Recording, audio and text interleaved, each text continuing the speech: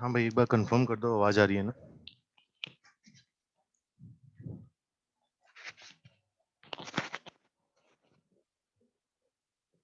ठीक है, ठीक है।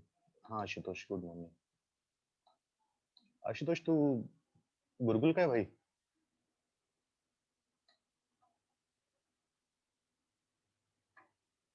अच्छा, एक दो मिनट वेट करो, बाकी बच्चे भी आ जाए, फिर स्टार्ट करते हैं।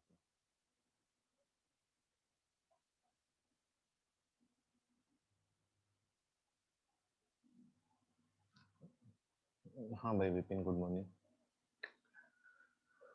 पहले तो ये बताओ, जो पिछली बार पढ़ाया था, जो क्या पढ़ाया था, इंटीग्रेशन पढ़ाया था, नोट्स रिवाइज करे उसके?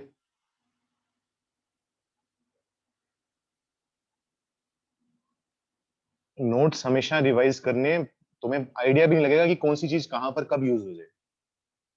ठीक है। हाँ खुशी, गुड मॉर्निंग, सबको गुड मॉर्निंग। तो नोट्स रिवाइज करे थे थोड़ा बहुत इंटीग्रेशन, मतलब देखो ऑब्वियसली मैंने बार बार बोला है कि पूरा इंटीग्रेशन तो हमें नहीं आया अभी, अभी टाइम लगेगा। लेकिन कुछ कुछ बातें तो क्लियर होगी होंगी कि हाँ ठीक है, मतलब इस तरीके से करते हैं। ध्रुव, किंग रूल समझा दूं? किंग रूल बच्चे एक बार वो ना सिर्फ फॉर्मूला लिख ले, वो मैंने जैसे कहा फिजिक्स में शायद यूज होता भी नहीं है वो।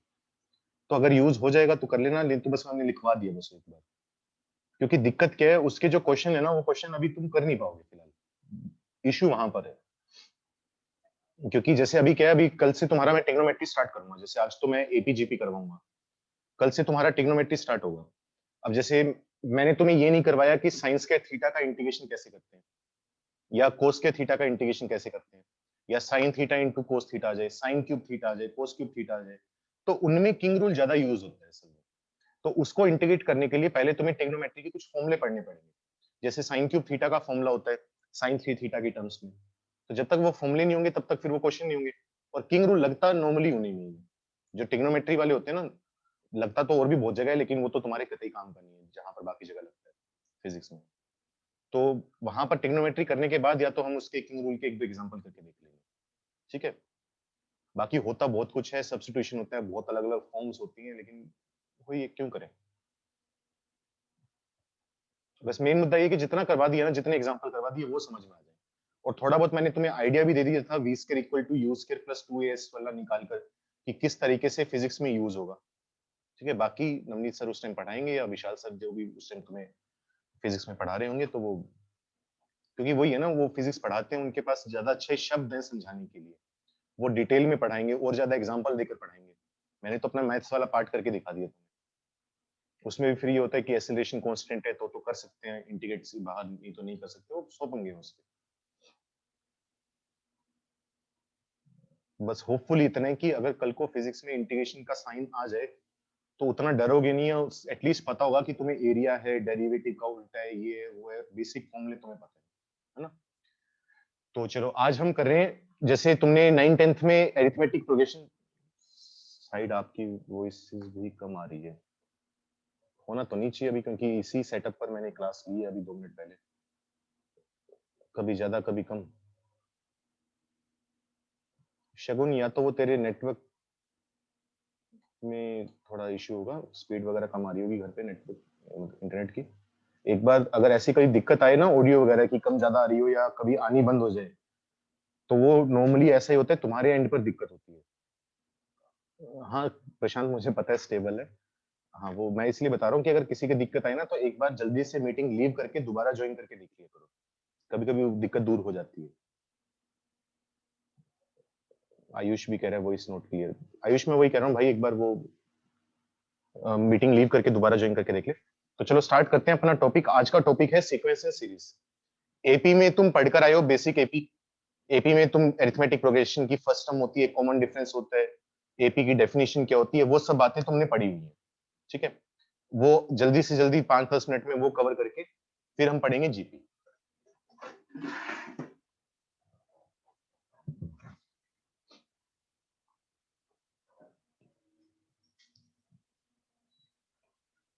तो टॉपिक का नाम लिखो sequence in series.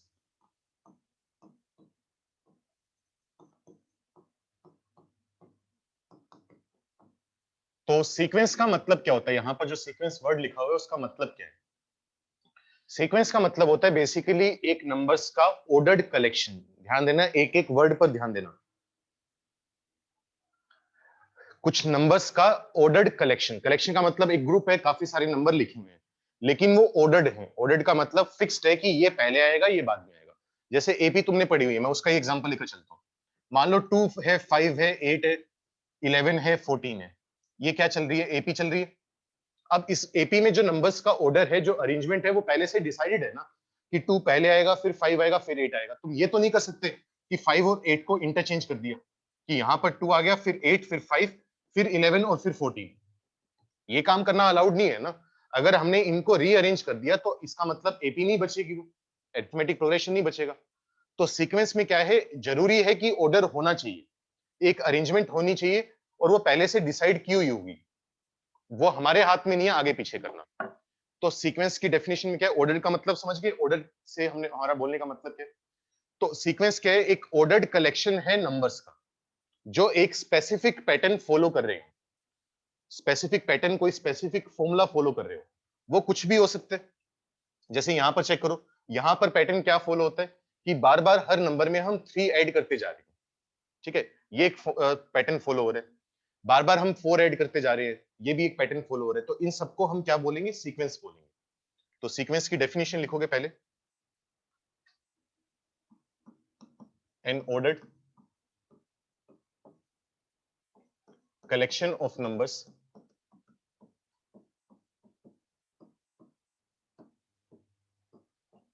following a certain fixed pattern is called a sequence.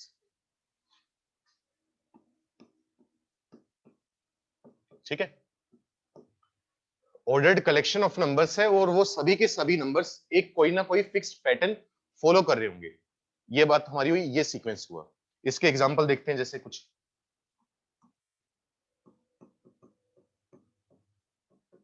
जैसे पहला एग्जांपल सिंपल लो, 1। 1 में 3 ऐड करा तो 4 आया, फिर 3 ऐड करा तो 7 आया, 7 में 3 ऐड करा 10 आया, 10 में 3 ऐड करा 13 आया। ये एक कलेक्शन ऑफ नंबर्स है, ग्रुप है एक नंबर्स का, एक स्पेसिफिक ऑर्डर में लिखा हुआ है, और एक फिक्स्ड पैटर्न फॉलो हो रहा है। पैटर्न क्या फॉलो हो रहा है कि बार बार हम 3 ऐड करते जा रहे हैं। अच्छा ये बताओ, ये एक सीक्वेंस होगा या नहीं होगा?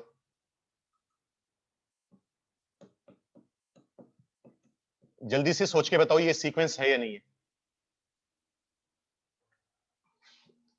है, बिल्कुल है, बस एपी नहीं है, लेकिन सीक्वेंस तो है ही ना। क्योंकि क्या कर रहे हैं, पहले 1 का स्केयर आया, फिर 2 का स्केयर आया, फिर 3 का स्केयर आया, फिर 4 का स्केयर आया, फिर 5 का स्केयर आया। एक पैटर्न फॉलो हो रहा है। ठीक है, एक फिक्स पैटर्न है, अरेंजमेंट है पहले से, तो इसका मतलब ये एक सीक्वेंस है। और एग्जांपल देखो, और क्या एग्जांपल हो सकते हैं? जैसे मान लो पहले मैंने लिख दिया 2, फिर 6, फिर 18, फिर हमने लिखा 54 एंड सो ऑन। ये सोच के बताओ, ये एक सीक्वेंस होगा या नहीं होगा? बिल्कुल, ये भी एक सीक्वेंस है। कैसे सीक्वेंस? हाँ, कुछ किसी बच्चे ने सही आंसर दिया, जीपीए, उसके बारे में बात करेंगे अभी, कि बार-बार हर नंबर को 3 से मल्टीप्लाई करने से अगला नंबर आ रहा है। 2 को 3 से मल्टीप्लाई करोगे तो 6 आएगा, 6 को 3 से मल्टीप्लाई करोगे तो 18 आएगा, 18 को 3 से मल्टीप्लाई करोगे तो 54 आएगा। तो एक पैटर्न बन रहा है हमारे पास। अब पैटर्न बन रहा है तो इसका मतलब क्या होगा? सीक्वेंस होगा। तो पैटर्न कुछ भी हो सकता है स्क्वायर कराओ, क्यूब कराओ, 2 से मल्टीप्लाई कर दिया, 3 से मल्टीप्लाई कर दिया, 7 से मल्टीप्लाई कर दिया, कोई भी पैटर्न हो सकता है। ठीक है, और हर पैटर्न को हम क्या बोल देंगे? एक सीक्वेंस बोल देंगे, हर कलेक्शन को। जैसे एक और देखो, 1, 1, 2, 3, 5, 8, 13, 21। सोच के बताओ, ये एक पैटर्न है या नहीं है? एक सीक्वेंस है या नहीं है? ये एक बहुत स्पेशल, बहुत अलग, और एक काफी महत्वपूर्ण सीक्वेंस है। चेक करो क्या हो रहा है। शुरू में हमने 1 लिया, दो नंबर को ऐड करके 2 आ गया। इसी तरीके से अगर तुम 1 और 2 को ऐड करोगे तो 3 आएगा, 2 और 3 को ऐड करोगे तो अगला नंबर 5 आएगा, 3 और 5 को ऐड करोगे तो अगला नंबर 8 आएगा, 5 और 8 को ऐड करोगे तो अगला नंबर 13 आएगा। चलती जा रही है। ये एक बहुत स्पेशल टाइप का सीक्वेंस है, इसके मतलब कुछ अलग ही चीज है ये। जब मैथ्स में सीक्वेंस है, सीरीज सिलेबस में नहीं है। सिलेबस में हमारे नहीं है, हमें नहीं पढ़ना, लेकिन वैसे बता रहा हूँ क्योंकि मैथ्स में बहुत मतलब इंपॉर्टेंट माना जाता है इसे। इसका नाम है फिबोनाची सीक्वेंस। फिबोनाची नाम का एक आदमी था, जहां तक मुझे याद है इटालियन आदमी था, उसने ये सीक्वेंस दिया था, तो उसी के नाम पर पड़ा हुआ है फिबोनाची सीक्वेंस। ठीक है, एक मैथमेटिशियन था फिबोनाची नाम का, तो उसने ये दिया था। तो सिलेबस में नहीं है, इसमें पता नहीं अलग ही कहानी है, मतलब तुम स्केयर करो, बहुत प्यारा सीक्वेंस है ये, तुम सोच भी नहीं सकते कितना प्यारा सीक्वेंस है। ठीक है, कभी बात करेंगे। तो ये सब सीक्वेंस चल रहे हैं। ठीक है, अब सीक्वेंस हमने देख लिया कि एक ऑर्डर्ड कलेक्शन है नंबर्स का जो एक पैटर्न फॉलो करे। तो हमारे पास मैथ्स में पैटर्न्स को समझना बहुत इंपॉर्टेंट है। ठीक है, जैसे हो सकता है तुम्हारे घर पे जो पेरेंट्स हैं, पापा हैं या इवन मम्मी या मामा चाचा ताया, स्टॉक मार्केट में पैसा लगाते हो। ठीक है, अब अगर तुम्हें पता हो, जैसे अपने आईआईटी, अपने यहाँ के इंस्टीट्यूट के जेनेसिस के काफी बच्चे हैं, जैसे राकेश झुनझुनवाला नाम का नाम सुना? राकेश झुनझुनवाला एक ट्रेडर है मार्केट का, स्टॉक मार्केट होती है, तुम्हें थोड़ा बहुत आइडिया हो, शेयर मार्केट होती है, सेंसेक्स निफ्टी वगैरह ये सब कुछ होता है। तो उसकी कंपनी है एक प्रॉपर, वो कंपनी का काम क्या है, वो क्या करते हैं, कोई स्टॉक है उसकी 40 साल, 30 साल, 20 साल की हिस्ट्री देखते हैं, मार्केट की हिस्ट्री देखते हैं कि मार्केट में क्या ट्रेंड चले, कि अगर 10 साल पहले ये सिचुएशन आई थी कि मार्केट में इस तरीके से कोई बीमारी आई थी ग्लोबली, तो उससे मार्केट पर क्या फर्क पड़ा था, कौन सा शेयर ऊपर गया था, कौन सा शेयर नीचे आया था, कितने परसेंट का फर्क आया था, अगर किसी कंपनी में इस तरीके से ग्रोथ हुई थी तो उसके शेयर पे कितना फर्क पड़ा था, ये सब चीजें एनालाइज करते हैं। वो कैसे एनालाइज करते हैं, वो पैटर्न्स ऑब्जर्व करते हैं। अब तुम्हारे पास बड़ा सारा डेटा आ गया, 50 साल का डेटा आ गया, कि 50 साल में हर साल, हर दिन, हर घंटे, हर मिनट किसी स्टॉक के प्राइस ने कितना ऊपर गया, कितना नीचे गया, पैटर्न पता लग गया। उसी पैटर्न को वो अप्लाई कर देते हैं फ्यूचर में, कि अगर पिछले 20 साल की हिस्ट्री ये रही है, तो उम्मीद है कि अगले 3 साल में ये स्टॉक ऊपर जाएगा या नीचे जाएगा। उस हिसाब से उसके ऊपर पैसा लगाते हैं और पैसा कमाते हैं। तो ये प्रॉपर कंपनी है डेटा को एनालाइज करने की, स्टॉक मार्केट को। राकेश झुनझुनवाला काफी फेमस हुआ है अपना इंडिया का। जैसे बाहर अमेरिका का है वॉरेन बफेट सॉरी, तो उसकी है।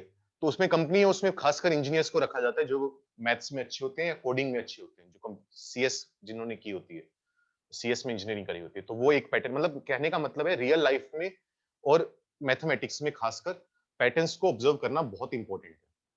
क्योंकि अगर हमें ये पता है कि अब तक इसकी हिस्ट्री क्या रही है, मुझे पता है अब तक क्या पैटर्न चला है, तो मैं अब अगला नंबर बता सकता हूँ कि मुझे पता है 13 प्लस 21 करके 34 आ जाएगा। तो अगर हमें हिस्ट्री का पूरा पैटर्न पता हो तो हम फ्यूचर प्रेडिक्ट कर सकते हैं कुछ हद तक। ठीक है, जैसे वेदर रिपोर्ट आती है, वेदर रिपोर्ट कैसे आती है, अब उसमें भी कुछ हद तक यही काम होता है ना, उनको पता है कि अगर पिछली बार इस तरीके से इतनी स्पीड पर हवा चली थी और इतना प्रेशर डिफरेंस था, तो इस तरीके का मौसम क्रिएट हुआ था, बारिश आई थी या आंधी आई थी या नॉर्मल टेम्परेचर था या सूरज निकला था या बादल थे, ओवरकास्ट था, क्या था, उसी को ऑब्जर्व करके वो आगे का बता सकते हैं। तो पैटर्न्स ऑब्जर्व करना हमारे लिए मैथ्स में बहुत इंपॉर्टेंट है, तो उसी के लिए ये सब कुछ पढ़ा जाता है। अब ऑब्वियसली पैटर्न्स अलग-अलग टाइप के होते हैं, कुछ कॉम्प्लेक्स होते हैं, जिनमें पैटर्न काफ़ी टाइम बाद रिपीट होता है और काफ़ी सोच समझ कर पैटर्न ऑब्जर्व करना पड़ता है। कुछ हमारे पास सिंपल पैटर्न्स हैं, कुछ सिंपल सीक्वेंसेस हैं। तो 11th-12th के सिलेबस में हम वही सिंपल से शुरुआत करेंगे ऑब्वियसली। पहले एबीसीडी लिखना सीखेंगे, तभी सेंटेंस बनाना सीखेंगे। तो सबसे पहले हाँ, हर्षद मेहता, हाँ, सबने देख लिया ना, स्कैम जो भी थी मूवी का नाम या सीरीज़ का नाम। यही काम करते हो तुम लोग, हर्षद मेहता, ललित यादव। पढ़ लिया कर भाई कभी। हाँ, स्कैम 1992, ये देखो जवाब आने चालू हो गया मनन का। पढ़ लिया करो मनन, सुन, बाद में देख लेना ये सीरीज वगैरह। तो फिलहाल 11th-12th में हम सिंपल पैटर्न्स देखेंगे, सिंपल सीक्वेंस देखेंगे। उसमें से एक सीक्वेंस तुम ऑलरेडी 10th में पढ़कर आ चुके हो, जिसका नाम क्या है, एपी। तो शुरुआत वहां से करेंगे। तो लिखो,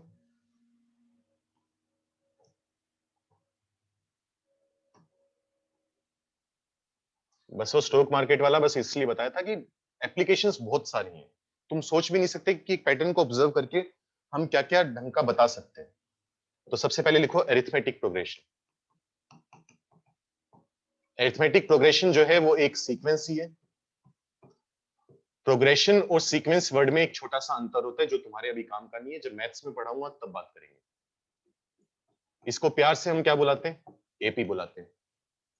एपी की डेफिनेशन हम क्या बोलते हैं, अब तुम क्लास में होते तो तुमसे मैं पूछ लेता, लेकिन अब पूछ तो सकता नहीं, तो फिलहाल मुझे क्या करना पड़ेगा, बताना ही पड़ेगा खुद ही। तो एपी तुम 10th में पढ़कर आते हो, अगर तुम एक टर्म में एक फिक्स्ड कांस्टेंट नंबर ऐड करते जाओ तो नेक्स्ट टर्म मिलती जाएगी, और उसी सीक्वेंस को हम क्या बोल देते हैं, अरिथमेटिक प्रोग्रेशन, एपी बोल देते हैं। बार बार एक कांस्टेंट नंबर हमें ऐड करना पड़ता है, वो कांस्टेंट नंबर पॉजिटिव भी हो सकता है, नेगेटिव भी हो सकता है, जीरो भी हो सकता है। तो जल्दी से डेफिनेशन लिखेंगे, a sequence in which each term is obtained by, अच्छा जब मैं बोलता हूं ना लिखेंगे, तो मैं लिख रहा हूं, जब तक मैं लिख रहा हूं तब तक तो नोट करना है, जब मैं समझाने वाला काम चालू कर दूं तब पेन छोड़ देना अपना, ठीक है? वो मैं 50 बार पहले बोल चुका हूं, 51वीं बार आज फिर बोलो, जब टीचर समझा रहा हो सामने खड़ा होकर कुछ, तब सिर्फ समझना है। जब मैं नोट कर रहा हूं या मैं बोल रहा हूं कि नोट कर लो, तब नोट करना है अपने को। A sequence in which each term is obtained by adding a constant fixed number, a constant fixed number to the previous term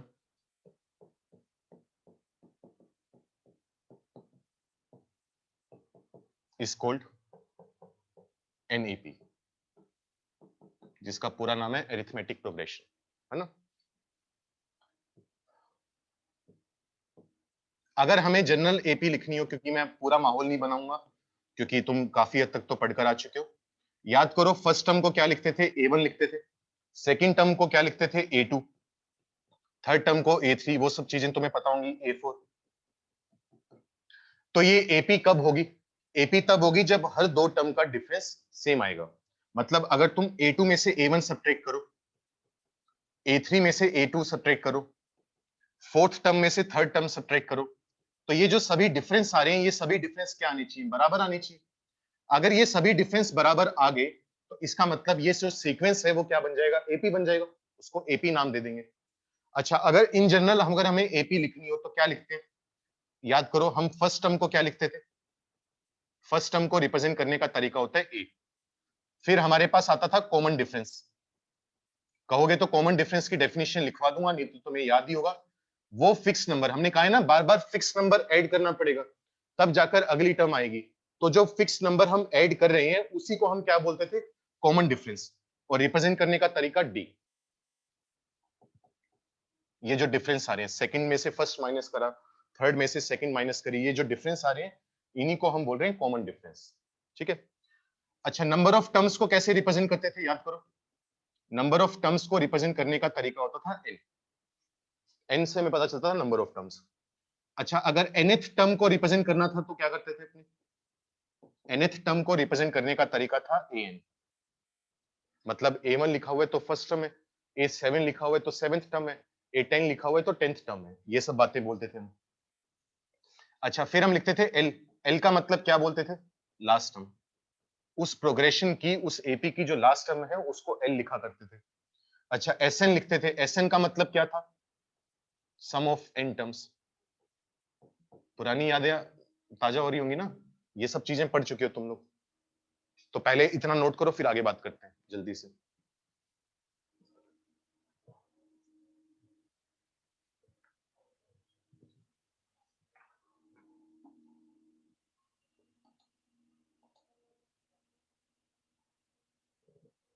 हाँ शगुन, एपी को सीक्वेंस के टाइप्स में लिखते हैं। काव्या, एपी पढ़ेंगे, जीपी पढ़ेंगे, एचपी का हल्का सा आइडिया दूंगा, क्योंकि एचपी तुम्हारी फिजिक्स में काम नहीं आती,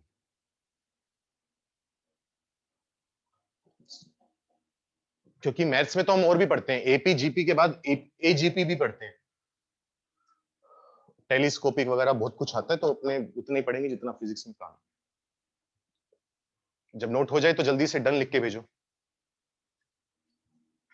sequence and series is same, मतलब समझा नहीं मैं, जो sequence and series is same लिखा हुआ है क्या मतलब, वो डाउट।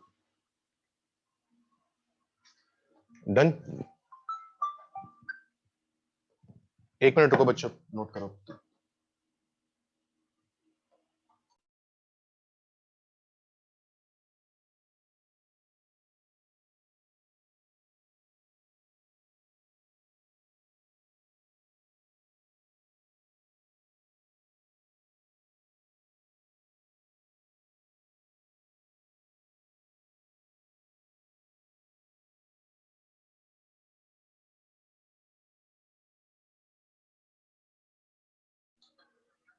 तो लिखो इसके बाद।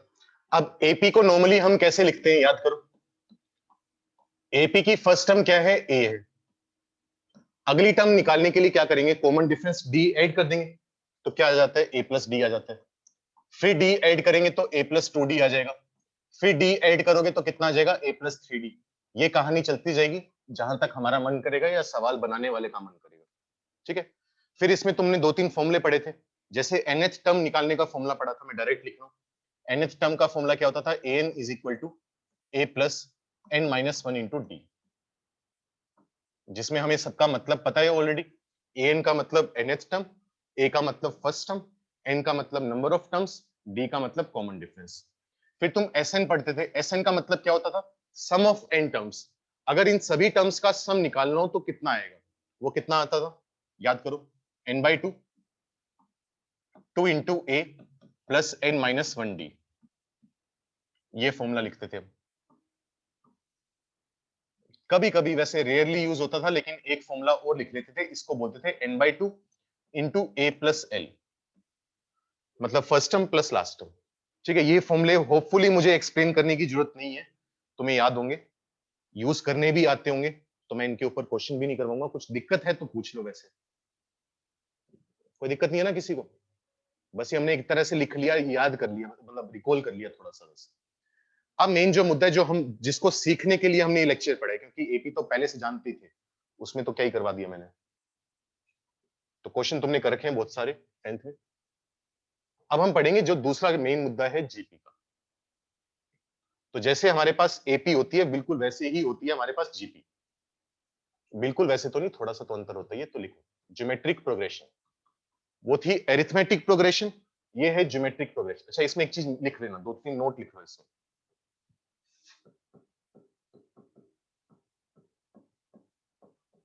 Common difference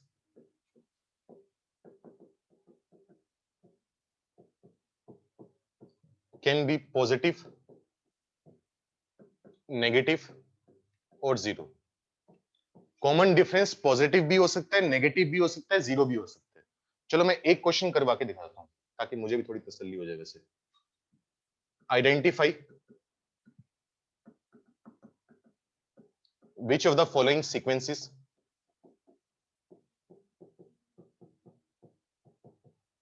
identify which of the following sequences is an AP। बताओ, मैं पार्ट्स लिखूंगा, कौन कौन एपी है कौन कौन नहीं है, जैसे two two two two and so on. पहले वाला पार्ट बताओ, एपी है या नहीं है, जल्दी से बताओ।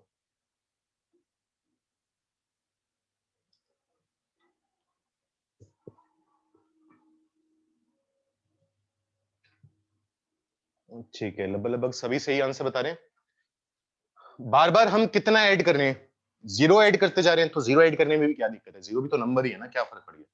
तो ये एपी है, और अगर एपी है तो इसका फर्स्ट टर्म कितनी आएगी, इसकी टू आएगी, और कॉमन डिफरेंस कितना आएगा, जीरो आएगा। ठीक है, सेकेंड पार्ट लिखो। वन का स्केयर, टू का स्केयर, थ्री का स्केयर, फोर का स्केयर एंड सो ऑन। ये सोच के बताओ एपी है या नहीं है। अगर है तो फर्स्ट टर्म और कॉमन डिफरेंस भी बताओ कितना आएगा।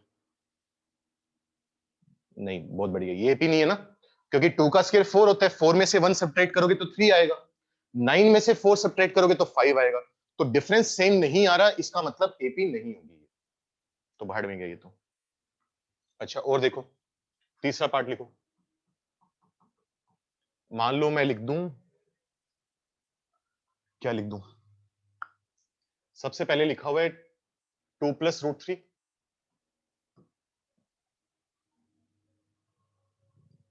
To one upon two plus root three. ये सोच के बताओ एपी है या नहीं है, और अगर है तो फर्स्ट टर्म और कॉमन डिफरेंस क्या होगा, जल्दी से बताओ।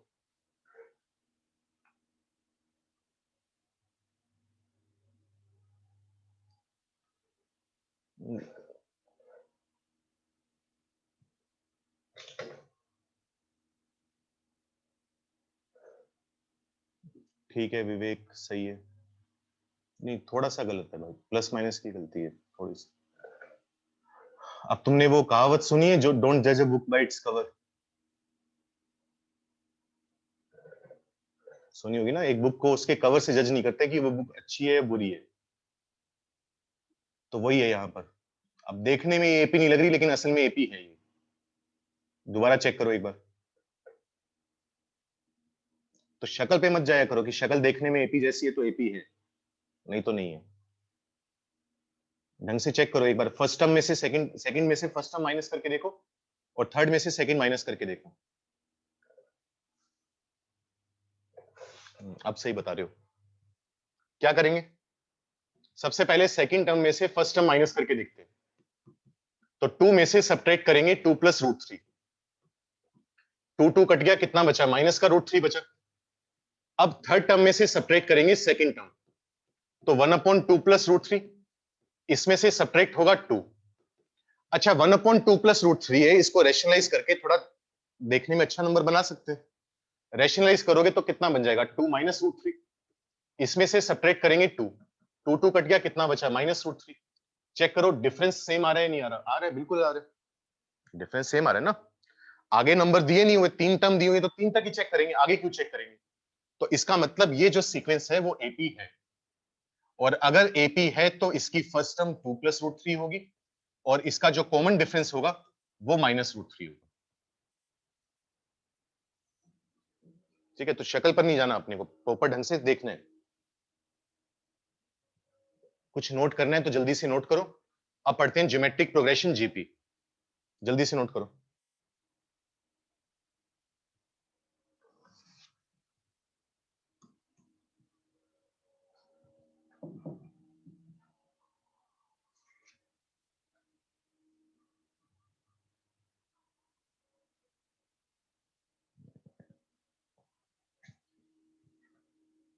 हो गया? ये बचा हुआ है किसी का? Done.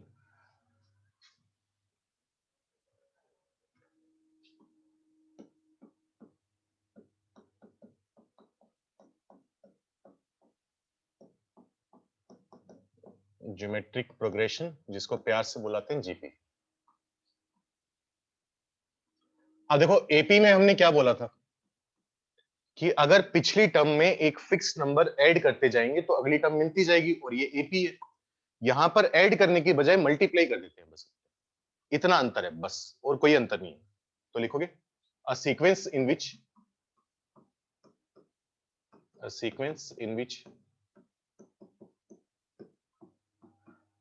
each term is obtained by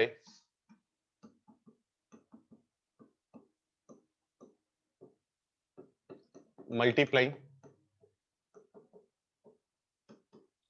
the previous term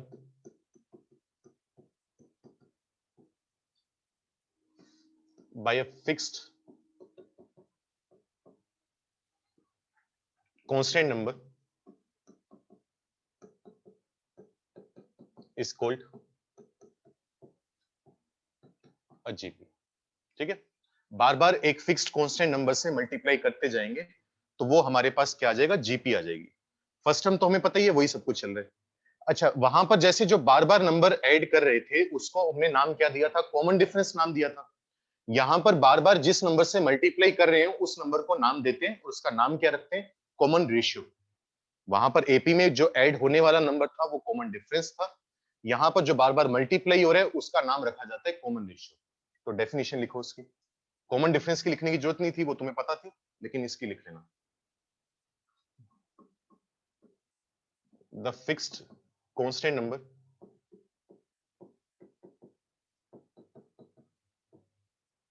constant number लिख लो, टर्म तो क्या है? Fixed constant number which is multiplied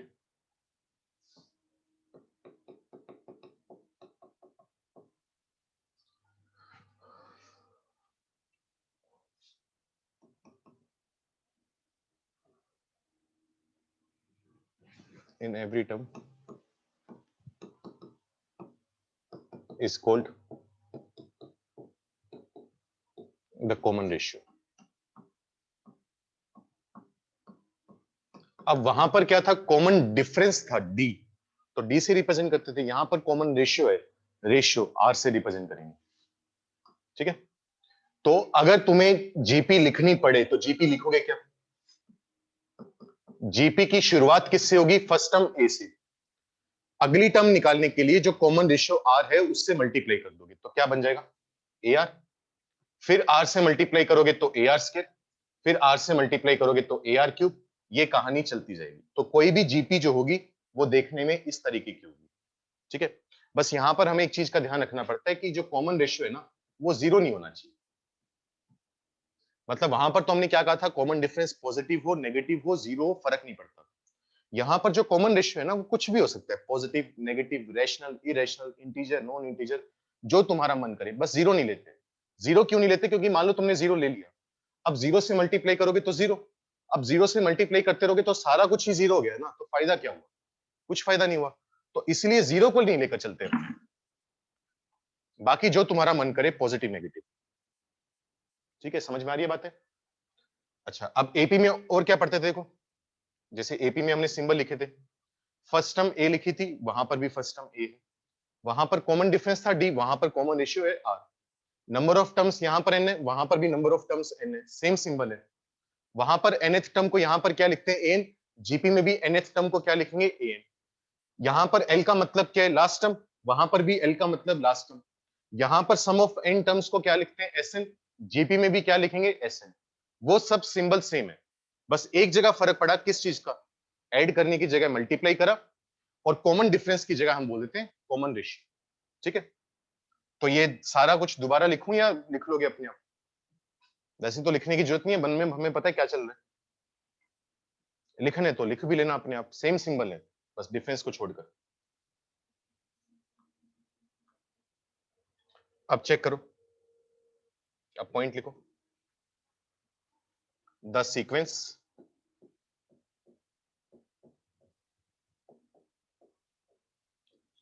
A1 A2, third term को हम लिखते हैं A3, फोर्थ टर्म को हम लिखते हैं A4, फिफ्थ टर्म को हम लिखते हैं A5 and so on will be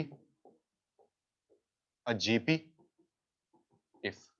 जैसे वहां पर हम क्या करते थे, अगर हमें एपी चेक करनी है तो फर्स्ट टर्म में से या सेकंड टर्म में से फर्स्ट टर्म माइनस करते थे। यहां पर माइनस ना करके रेशियो लेंगे। ठीक है, तो रेशियो कैसे लेंगे? ये सीक्वेंस एपी जीपी कब होगा? जब सेकंड टर्म को हम डिवाइड करेंगे फर्स्ट टर्म से, A2 अपॉन A1, इनका रेशियो आया। इसी तरीके से A3 को डिवाइड करेंगे A2 से, A4 को डिवाइड करेंगे A3 से, A5 को डिवाइड करेंगे A4 से। अगर ये सभी नंबर्स रेशियोज बराबर आ जाए, अगर दो कंसेक्यूटिव टर्म्स का रेशियो इस तरीके से बराबर आ जाए, तब जाकर हम उसे बोलेंगे जीपी। ये जीपी को चेक करने का तरीका है। जैसे यहां पर एपी को कैसे चेक करा था हमने? A2 minus A1, A3 minus A2। GP check करने के लिए A2 अपॉन A1 और A3 अपॉन A2। और ये जो कॉमन रेशियो, जो रेशियो आ रहा है बराबर, उसको किसके बराबर बोल देते हैं? आर। समझ में आया उम्मीद करता हूं। मैं बाकी मैं सवाल लिख रहा हूं, चेक करो इनमें से कौन कौन जीपी है, और अगर जीपी है तो उसकी फर्स्ट टर्म और कॉमन रेशियो बताओ। लिखो, क्वेश्चन लिखो। विच ऑफ द फॉलोइंग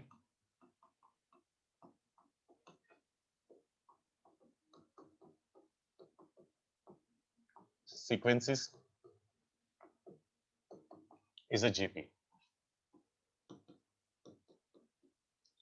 पहला पार्ट लिखो, 1 का स्केयर, 2 का स्केयर, 3 का स्केयर, 4 का स्केयर एंड सो ऑन। जल्दी से चेक करके बताओ ये जीपी है या नहीं है, और अगर है तो फर्स्ट टर्म और कॉमन रेशियो कितना आएगा?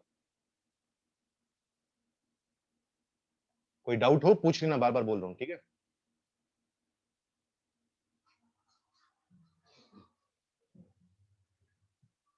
तो चेक करने के लिए क्या करेंगे? सबसे पहले सेकंड टर्म को डिवाइड करेंगे फर्स्ट टर्म से। सेकंड टर्म 4 है, फर्स्ट टर्म 1 है, रेशियो आया 4। इसी तरीके से अगर मान लो मैं A3 को डिवाइड करूं A2 से, A3 थर्ड टर्म 9 है, ये 4 है, यहां से वैल्यू आई 4, यहां से वैल्यू आई 9/4। दोनों वैल्यू सेम आ रही है, अलग अलग आ रही है? ऑब्वियसली अलग अलग आ रही है। अगर रेशियो सेम नहीं आ रहा तो जीपी बोलना चाहिए नहीं, यहीं पर खत्म हो। जीपी नहीं है तो फर्स्ट टर्म कॉमन रेशियो का सवाल ही नहीं उठता। अगला बताओ, 7 -7 7 -7 एंड सो ऑन। ये सोच के बताओ जीपी है या नहीं है। अगर है तो फर्स्ट टर्म और कॉमन रेशियो।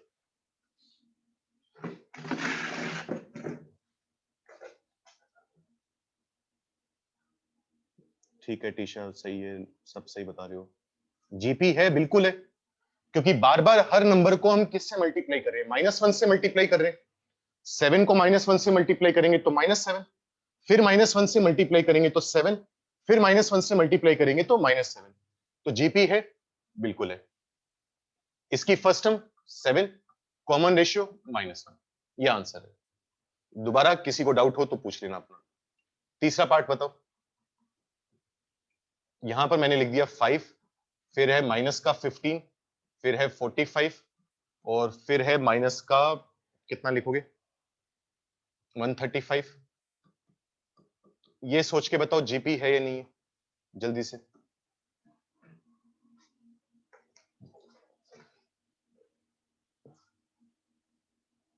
बिल्कुल है। बार बार किससे मल्टीप्लाई कर रहे हैं हम, -3 से। नहीं विवेक, तू गलती कर रहा है भाई, डी नहीं बोलते इसको, आर बोलते हैं। सुधार अपनी गलती, बाद में दिक्कत पैदा हो जाएगी। और एचपी सीआर नहीं लिखते, कॉमन रेशियो को आर ही लिखते हैं हम।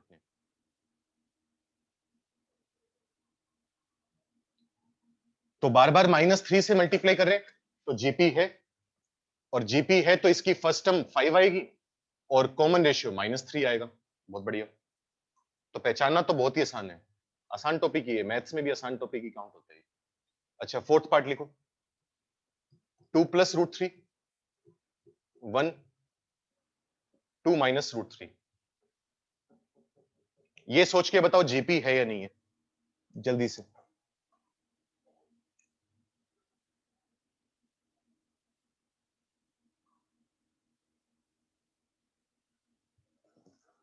इसमें डिवाइडेड आंसर है, कुछ बच्चे कह रहे हैं नो, कुछ बच्चे कह रहे हैं यस। बाकी सब में आंसर सबका सेम आया था, ये तो सब नो बोल रहे थे या सब यस बोल रहे थे। शक्ल पे मत जाओ, मैंने पहले भी बोला था, शक्ल पर नहीं जाना, ढंग से चेक करो प्रॉपर्टी पे।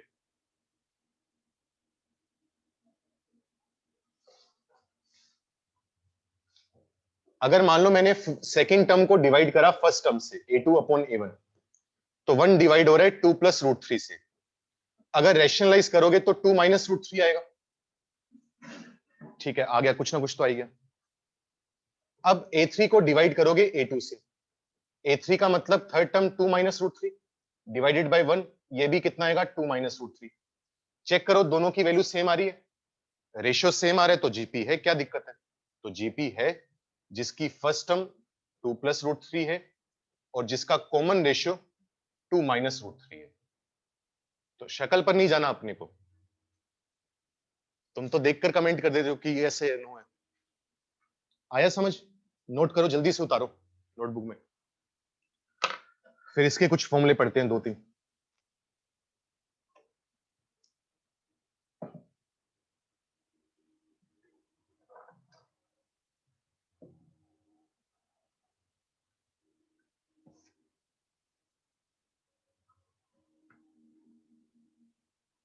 डन, ठीक है। अब देखो, एपी में पहला फॉर्मूला क्या पढ़ते हैं कि अगर हमें एपी पता है तो उसकी nth टर्म कैसे निकाली जाए। जैसे इसका nth टर्म का फॉर्मूला होता है ना एपी का, बिल्कुल वैसे ही जीपी का भी nth टर्म का फॉर्मूला होता है। लिखो,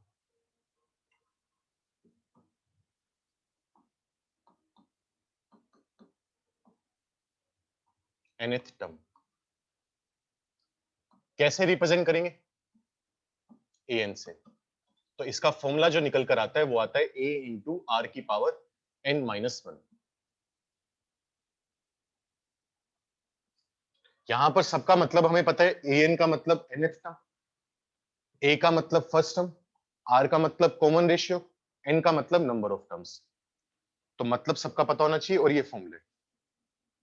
सर बैक पेज, जिसका पिछले वाला रहेगा जल्दी से नोट करो, 2 मिनट का समय।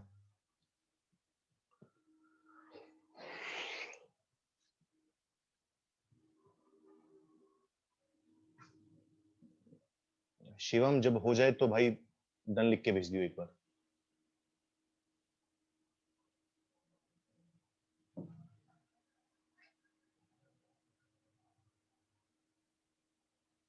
ठीक है, तो इसका फॉर्मूला क्या है, a इंटू आर की power n minus one. Formula याद करना है अपने को, कैसे आया वो हमारा मैथ्स का काम है।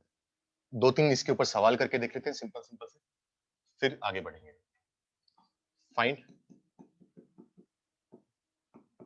The seventh term of the GP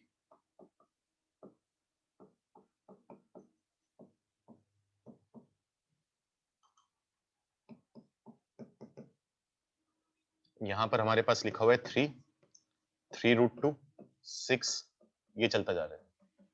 तुम्हें इस जीपी की सेवेंथ टर्म बतानी है, कितनी आएगी जल्दी से बताओ।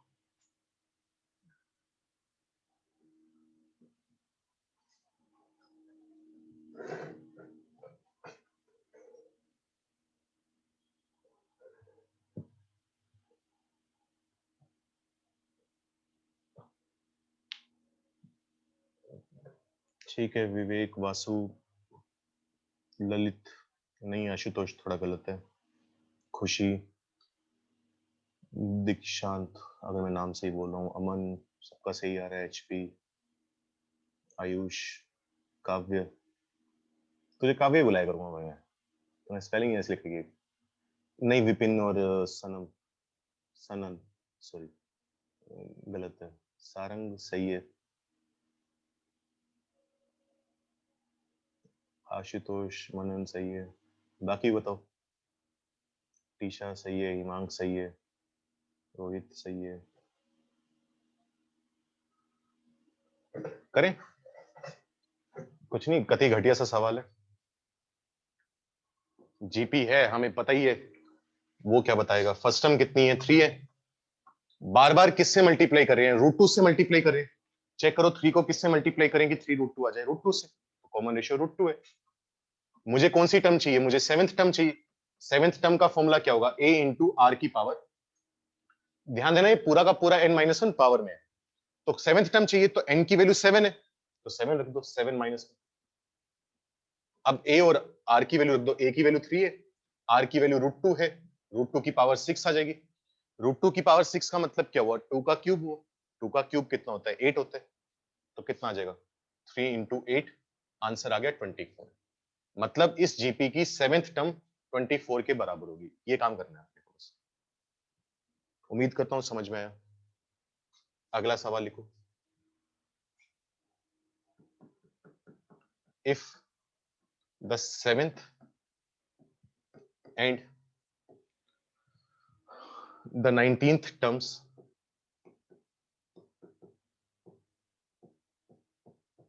of a GP are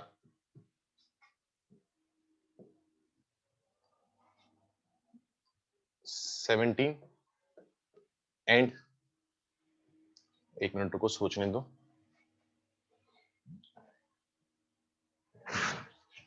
17 and लिख लो, कुछ ही लिख लो यार, वैसे तो क्या ही फर्क पड़ता है, 51 लिख लो, 17 and 51, then find the common ratio of the GP.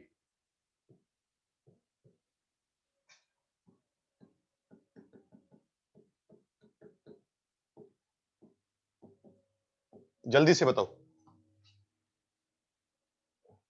अच्छा, शाम की अगर किसी को क्लास अटेंड करनी हो तो मैं लिंक भेज दूंगा, जैसे मैं रोज भेजता हूँ। शिखर 4 वाली जो शिखर 4 तो तुम हो, जो मैनन वाला ग्रुप है उसके साथ अगर अटेंड करनी हो तो उसमें आज टॉपिक होगा कौन सा, क्वाड्रेटिक।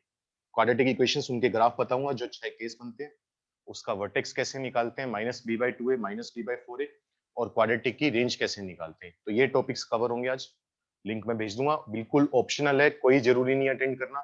टॉपिक समझ में आया हुआ है तो अपनी इसी के नोट्स रिवाइज करना, कोई दिक्कत है, क्लास अटेंड नहीं कर पाए थे तो अटेंड कर सकते हो, ठीक है।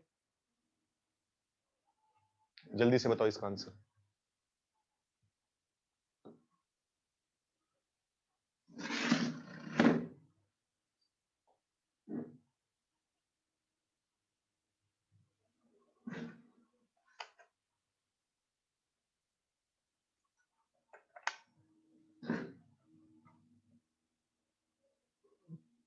ठीक है वासु, बिल्कुल सही है। आशुतोष बिल्कुल सही है। नहीं आयुष, थोड़ा गलत, थोड़ा क्या गलत है भाई।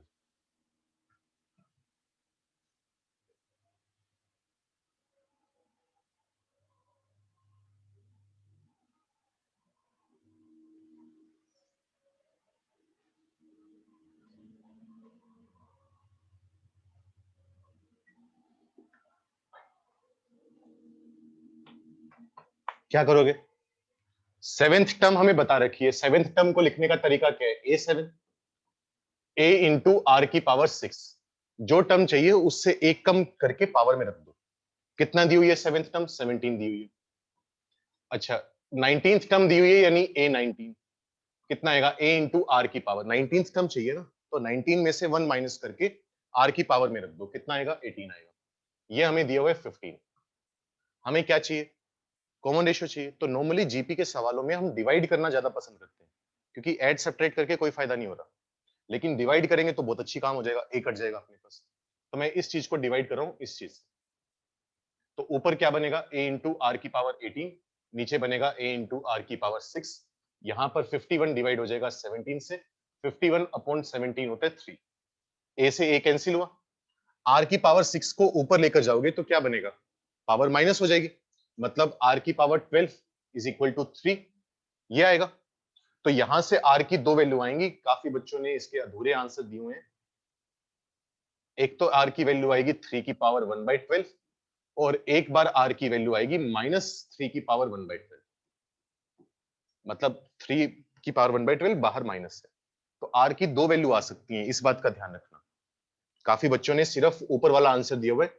मैंने भी जल्दबाजी में बिना सोचे समझे सही बोल दिया। सोल्व करके मुझे भी पता चला कि प्लस माइनस दोनों आएंगे। ठीक है, तो वो गलती सुधार लेना। समझ में आया क्या किए? कोई गड़बड़, कोई दिक्कत? ठीक है, तो फिलहाल इतने दो सवाल बहुत हैं अपने पास। अगर हमारा मन करेगा तो हम कल कर लेंगे। फिलहाल हम अगला टॉपिक पढ़ते हैं। तो जैसे हमने nth टर्म का फॉर्मूला पढ़ा, वैसे ही जीपी में सम ऑफ n टर्म्स का भी फॉर्मूला होता है। वो भी रट्टे मारने होंगे। तो टॉपिक का नाम लिखो सम ऑफ n टर्म्स। फॉर्मूला याद करना पड़ेगा अपने को।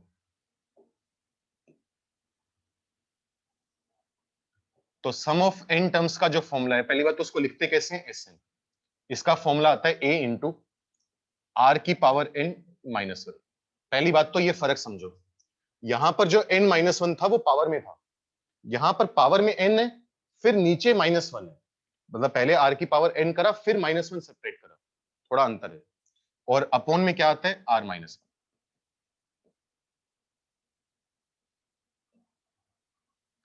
लेकिन ये वाला जो फॉर्मूला है ना,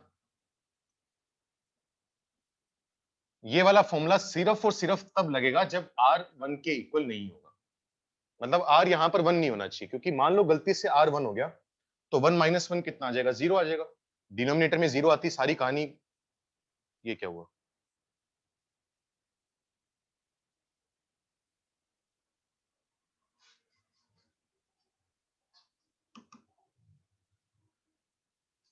अरे यार,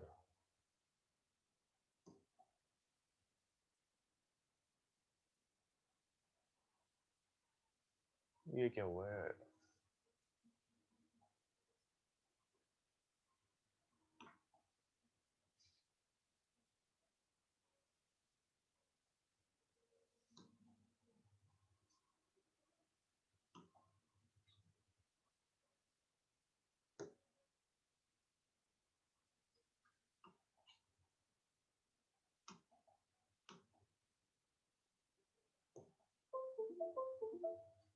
ठीक है,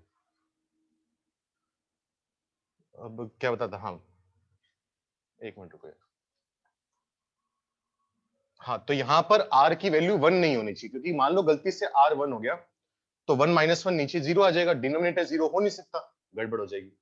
ठीक है, तो तभी ये फॉर्मूला लगा सकते हो। ये एक फॉर्मूला, ये रट्टा मारना होगा। अब इसमें एक बहुत ही इंपॉर्टेंट नोट लिखो।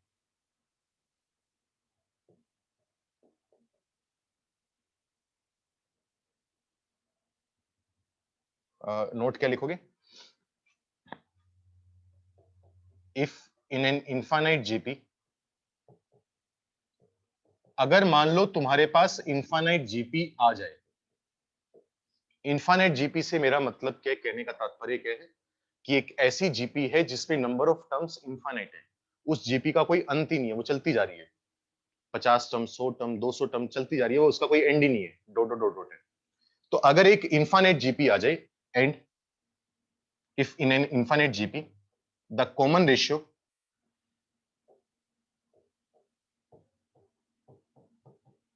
Are lies in the interval -1 to 1, मतलब ये दो कंडीशन जरूरी हैं, दो कंडीशन एक साथ काम करेंगी तभी हम बात कर रहे हैं कि एक तो इनफाइनाइट जीपी है, नंबर ऑफ टर्म्स इनफाइनाइट है, दूसरी जरूरी कंडीशन क्या है कि r -1 से 1 के बीच में, ऑब्वियसली जीरो नहीं होगा, जीरो वाली बात तो हम पहले ही नक्की कर चुके हैं कि जीपी हम तभी पढ़ रहे हैं जब r जीरो नहीं है, वो तो हो ही गया, मुझे दोबारा मैं लिख नहीं रहा, वो हमें दिमाग में पता है कि r जीरो नहीं हो सकता।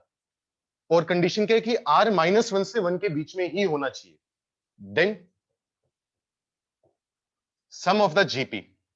अब सम निकालने का तरीका s, अब नंबर ऑफ टर्म्स जो n है वो इनफाइनाइट है ना, तो यहां पर n ना लिखकर अब लिखेंगे इनफाइनाइट, तो इसका फॉर्मूला निकल कर आता है a अपॉन 1 माइनस आर। ध्यान से समझना बच्चों, मैं दोबारा रिपीट कर रहा हूं कि क्या चीज क्या है।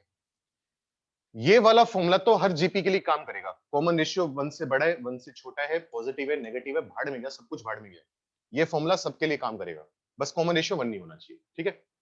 ये वाला जो नीचे वाला फॉर्मूला लिखा है, ये भी बहुत इंपॉर्टेंट फॉर्मूला है, ये तब काम करेगा जब जीपी इनफाइनाइट हो, यानी नंबर ऑफ टर्म्स इनफाइनाइट है, और कॉमन रेशियो -1 से 1 के बीच में।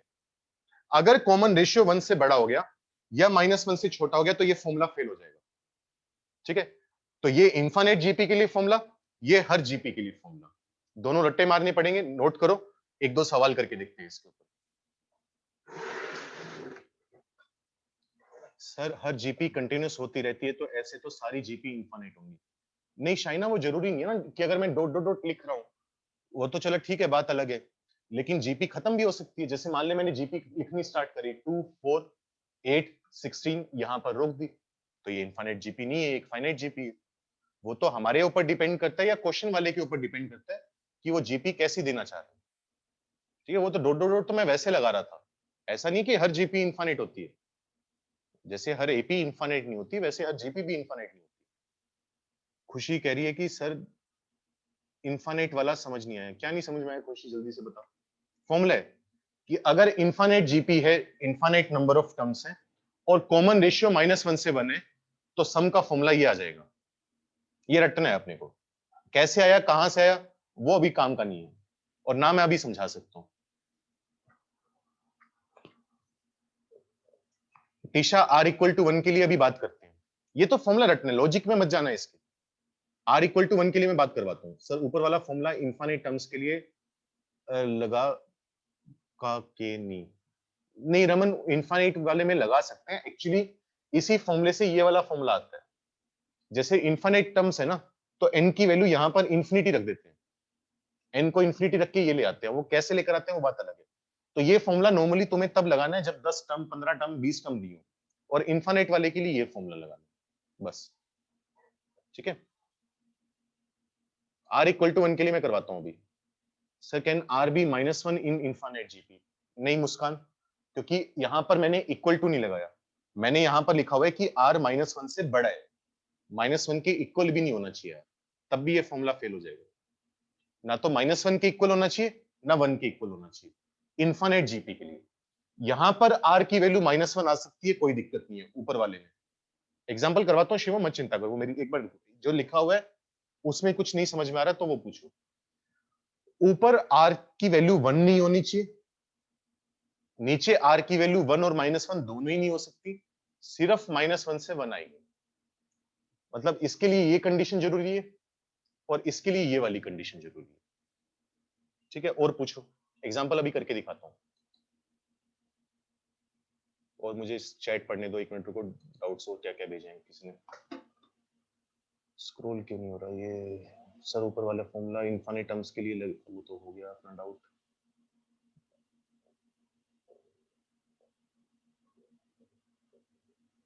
ललित, इनफाइनाइट जीपी में अगर r 1 से बड़ा हुआ तो Sn क्या होगा, तो सम इनफाइनाइट आ जाएगा, अगर इस वाले फॉर्मूले में R1 से बड़ा हो गया ना, तो R1 से बड़ा हो गया तो ये वाली कंडीशन फेल होगी, ये वाली कंडीशन फेल होगी तो ये वाला फॉर्मूला नहीं लगा सकते। तो इसका मतलब हम सम नहीं निकाल सकते, क्योंकि सम एक्चुअली इनफाइनाइट आ जाता है। जैसे वो चीज मैं समझाता हूँ अभी, 2 मिनट रुको।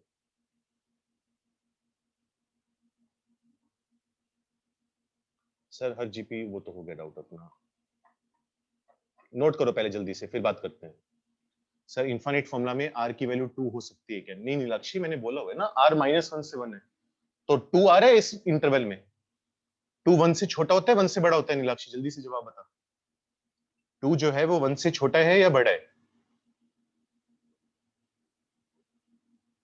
बड़ा है। तो ये वाली कंडीशन काम नहीं कर रही ना अपनी, ये वाली कंडीशन तो फेल होगी, तो फॉर्मूला भी काम नहीं करेगा।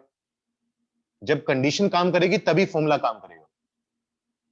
नोट करो जल्दी से, फिर एग्जांपल करके दिखाता हूं जो तुम्हारे डाउट है कि क्यों क्या कैसे। जल्दी से नोट करो।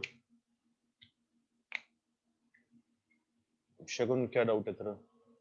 शगुन क्वेश्चन मार्क मत भेजा कर, अगर डाउट रह जाए तेरा बीच में तो डाउट दोबारा टाइप करके भेजा कर, नहीं तो चैट देखनी पड़ती है, कभी कभी मिस हो जाते हैं, तो वो एक्सपेक्ट मत करा करो। अब इतने सारे चैट है, इतने सारे बच्चे हैं, तो कोई छूट गया तो क्वेश्चन मार्क तू लिख के भेज रही है कि मैं तेरा मैसेज ढूंढूंगा कि कहां पर क्या लिखा हुआ है। कोशिश होती है लेकिन हमेशा मिलता भी नहीं है।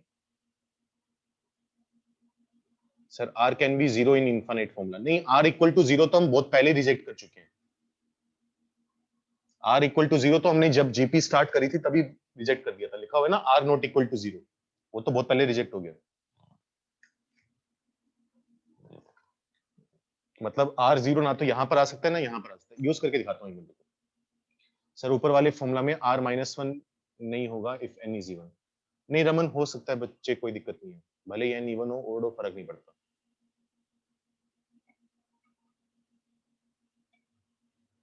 सर इनफाइनाइट जीपी में आर इक्वल टू 1 हो, बच्चों मैं वही कह रहा हूँ, ढंग से पढ़ो, बोर्ड पर लिखा क्या हुआ है, आधे डाउट तो तुम्हारे वैसे ही खत्म हो जाएंगे। यहां पर मैंने बोला हुआ है कि R1 के इक्वल हो सकता है, इक्वल टू लगाया हुआ है मैंने। हाँ भाई मनन जल्दी से बता।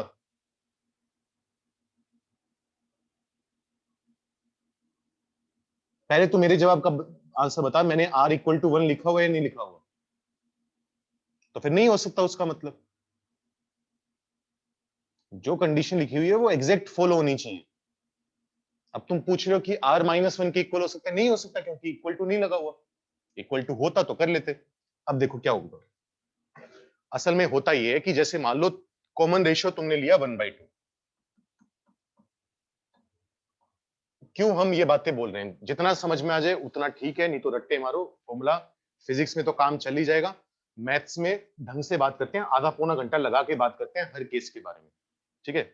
मैथ्स में तो मैं तसल्ली से समझाता हूँ, अब उतना टाइम नहीं होता तो ऊपर ऊपर से समझ लो, समझ में आ जाए बहुत बढ़िया।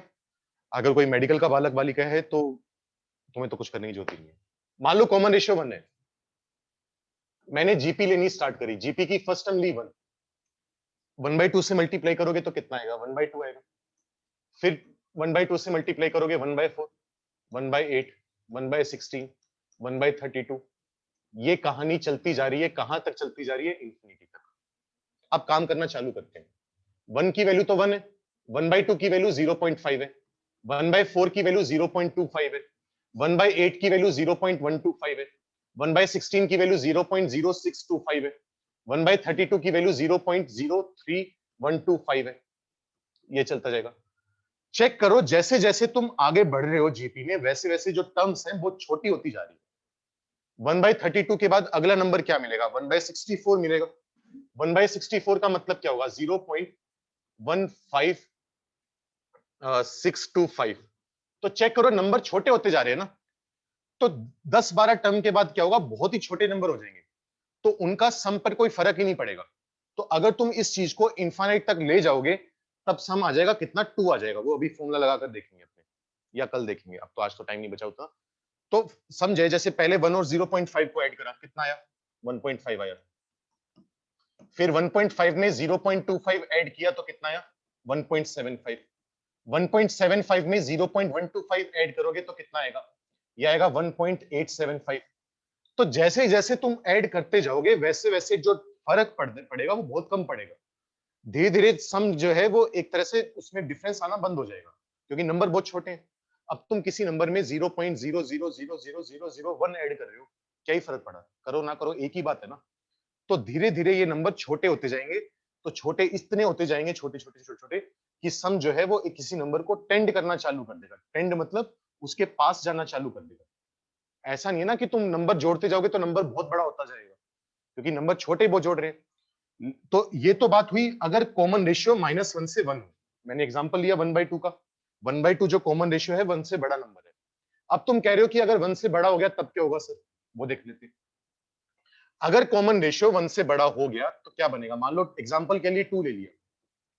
जीपी की शुरुआत अभी भी मैं करूंगा 1 से। अब जैसे 1/2 मल्टीप्लाई करा था वैसे 2 मल्टीप्लाई करेंगे, तो 2 मल्टीप्लाई करेंगे तो 1 2 4 8 16 32 64 128 चलता जाएगा। अब जो नंबर है वो सोच के देखो बहुत तेजी से बढ़ रहे हैं। शुरुआत हमने 1 से करी थी, सातवीं टर्म 128 मिली है, 128 गुना टर्म मिली है। 7 टर्म और आगे जाओगे तो फिर 128 गुना, 128 का 128 गुना। तो जितना आगे जाओगे नंबर बहुत बड़े होते जाएंगे ना। अब नंबर बहुत बड़े होते जाएंगे तो उनका सम बहुत बड़ा होता जाएगा।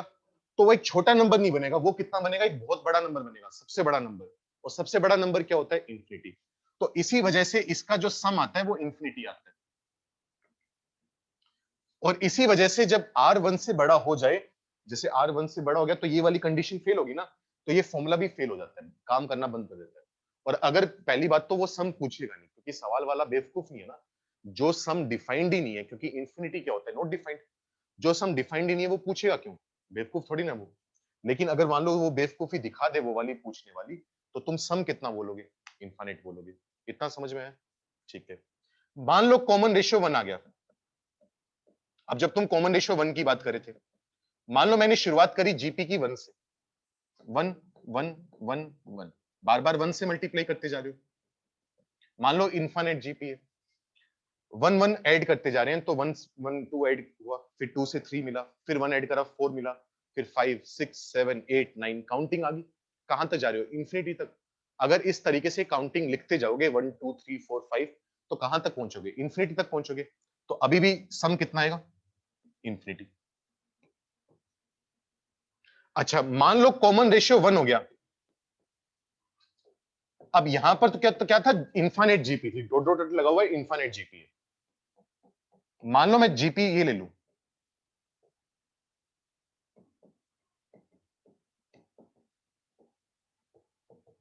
मान लो मैंने जीपी ये ले ली, फर्स्ट टर्म 1 है, कॉमन रेशियो भी 1 है। मल्टीप्लाई करते जाओगे, या एक काम करो थोड़ा सा बदलाव लेकर आते हैं, बार बार 1 1 1 नहीं खेल रहे। मान लो मैंने फर्स्ट टर्म ले ली 3 है, कॉमन रेशियो 1 है, तो 1 से मल्टीप्लाई करेंगे तो 3 आएगा, फिर 1 से मल्टीप्लाई करेंगे 3 आएगा, चलता जाएगा। कहां तक जाएगा, 3 तक। यही बनेगा ना कॉमन रेशियो 1 पर। अब नंबर ऑफ टर्म्स कितनी है, 10 है। तो अब इनफाइनाइट जीपी ना होकर एक फाइनाइट जीपी है। फाइनाइट मतलब रुक गई है जीपी। तो इनफाइनाइट जीपी में तो कौन सा फॉर्मूला लगाते हैं, ये वाला। इनफाइनाइट जीपी में, फाइनाइट जीपी में कौन सा फॉर्मूला लगाएंगे, ये वाला। लेकिन दिक्कत क्या है, अगर मैंने आर की वैल्यू 1 रख दी तो 1 - 1 डिनोमिनेटर 0 हो जाएगा। डिनोमिनेटर 0 हो गया तो नंबर क्या आ जाएगा, नॉट डिफाइंड आ जाएगा। तो ये फॉर्मूला तो लगा नहीं सकते, लेकिन सम हमें तभी भी निकालना है। क्या दिक्कत है, कोई दिक्कत नहीं। तो इन तीन सब टर्म्स को ऐड कर लो। टोटल कितनी टर्म है, 10 टर्म है। हर टर्म 3 के बराबर है। तो 3 को ऐड करोगे, कितनी बार ऐड करोगे, 10 बार ऐड करोगे। 3 को 10 बार ऐड करना मतलब 10 से मल्टीप्लाई करना। यही तो होता है ना। अगर 3 को तुम 10 टाइम्स ऐड करना चाहते हो तो बेसिकली क्या करना चाहते हो, 3 इंटू 10 करना चाहते हो। तो 3 इंटू 10 कितना आ जाएगा, 30। तो सम आ गया 30। तो फॉर्मूला नहीं लगा सकते इसका मतलब ये नहीं है कि इसका सम नहीं निकाल सकते। तो हमें सम इस बार इस तरीके से निकालना पड़ेगा, लेकिन फॉर्मूले में वैल्यू पुट नहीं कर पाएंगे, क्योंकि फॉर्मूले में वैल्यू पुट करोगे तो क्या हो जाएगा, कॉमन रेशियो 1 है, 1 की पावर n 1 होता है, 1 - 1 0, 0 इंटू समथिंग 0, ऊपर भी 0 आ गया, नीचे भी 0 आ गया। और 0/0 क्या होता है, नॉट डिफाइंड। तो इसी वजह से बोल रहा हूं, बाकी वो स्पेशल केसेस है, उनकी उतनी चिंता करने की जरूरत नहीं है। मैं सारी कहानी समराइज कर देता हूं। अगर फाइनाइट जीपी है, फाइनाइट जीपी का मतलब 10 term, 15 term, 20 term, 50 term, 100 term, 1000 term, मतलब कहीं ना कहीं जीपी का अंत हो रहा है, जीपी कहीं ना कहीं जाकर खत्म हो गई। तब तो तुम्हें ये फॉर्मूला लगाना है, ठीक है। और इस फॉर्मूले को लगाते वक्त बस एक चीज का ध्यान रखना है कि कॉमन रेशियो 1 नहीं होना चाहिए। ठीक है, अब तुम्हारा सवाल ये नहीं होना चाहिए कि सर कॉमन रेशियो 2 हो सकता है, तो मैंने 2 पर तो कुछ बोला नहीं ना कि 2 होना चाहिए नहीं होना चाहिए, तो 2 हो सकता है।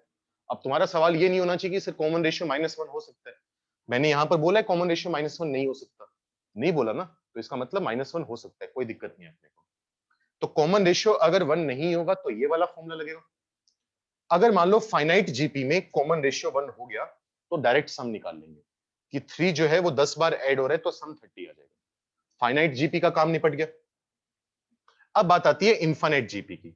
अगर नंबर ऑफ टर्म्स इनफाइनाइट है, जीपी का कोई अंत नहीं है, जीपी चलती जा रही है, तो अगर कॉमन रेशियो -1 से 1 के बीच में होगा तो फॉर्मूला ये लगाओगे, ना तो -1 के बराबर होना चाहिए ना 1 के बराबर होना चाहिए। अगर कॉमन रेशियो इस इंटरवल के बाहर चला गया, या तो 1 से बड़ा हो गया या -1 से छोटा हो गया, तो पहली बात तो वो सवाल वो पूछ ही नहीं सकता क्योंकि उसका कोई जवाब ही नहीं है। सम क्या आएगा? नॉट डिफाइंड, इंफिनिटी या माइनस इंफिनिटी। ठीक है, होपफुली समझ गए जो मैंने बात रिपीट करी है। कुछ दिक्कत है पूछ लो, बाकी लेक्चर शाम तक अपलोड हो जाएगा, तो एक बार ये वाला पार्ट दोबारा देख लेना एक बार। इसके जो क्वेश्चंस हैं वो हम कल करके देखेंगे, 2-4 सवाल। ठीक है, अगर अभी भी कोई दिक्कत है तो बताओ। टीशा सर फिर फॉर्मूले का क्या फायदा? क्यों फॉर्मूले का फायदा क्यों नहीं है? जैसे मुझे इसका सम निकालना है, तो यहाँ पर तो कॉमन रेशियो 1 से छोटा है ना, तो फॉर्मूला लगा सकता हूं मैं। फॉर्मूला क्या है? S infinity equal to A upon 1 minus R. A का मतलब first term 1 upon 1 minus, common ratio कितना है? 1/2 है। 1 में से 1/2 गया, 1/2 बचेगा।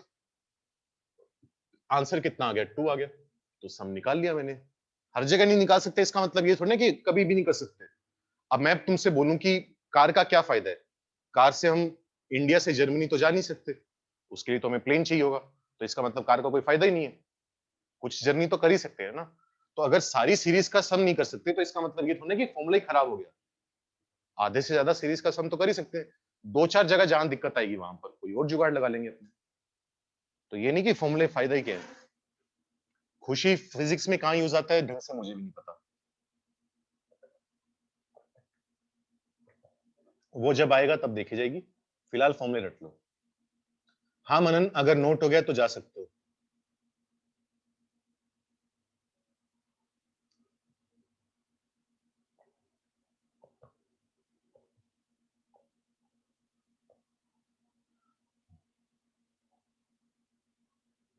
हाँ हिमांक, बिल्कुल सही बात है, ऑप्शन ही नहीं दे पाएगा वो।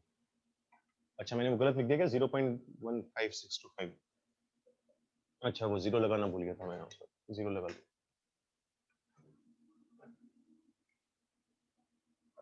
बाकी ये लेक्चर दोबारा देख लेना एक बार। उतनी जितने तुम टेंशन ले रहे हो ना, जितने तुम केसेस बनाने की कोशिश कर रहे हो, वो इतना नहीं पूछता।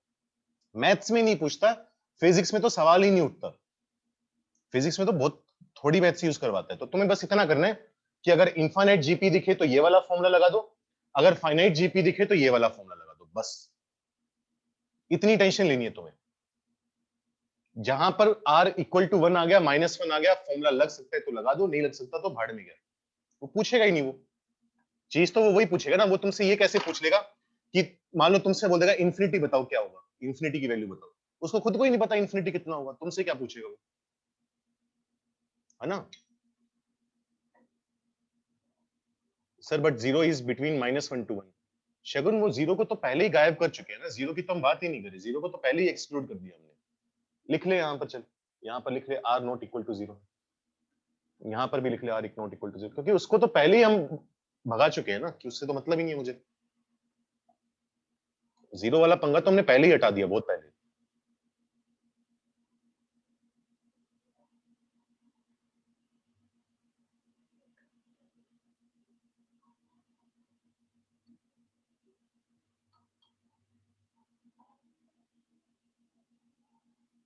टीशा सर अगर इनफाइनाइट है तो हम सम कैसे बता सकते हैं? क्या इनफाइनाइट है? नंबर ऑफ टर्म्स या क्या?